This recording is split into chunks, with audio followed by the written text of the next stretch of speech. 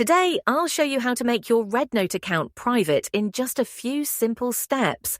Whether you're on an iPhone or an Android device, the process is straightforward, so let's get started. First, open the REDnote app on your device. Once it's open, head over to your profile page by tapping the Me icon in the bottom right corner of the screen. Once you're on your profile, we need to access the app settings. Look for the gear icon next to the Edit Profile button and tap on it. If you don't see the gear icon, don't worry, tap the three horizontal lines at the top left of the screen to open a side menu. From there, find and select the Settings option. Now that we're in the settings, look for the Privacy Settings option.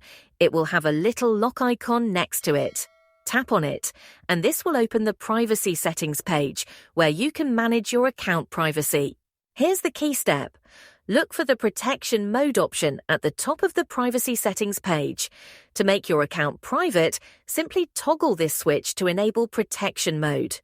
Once it's on, your account will become private, and only approved followers will see your content. And that's all there is to it. If this tutorial was helpful, don't forget to give it a thumbs up and subscribe for more REDnote tips and tricks. Thanks for watching, and I'll see you in the next video.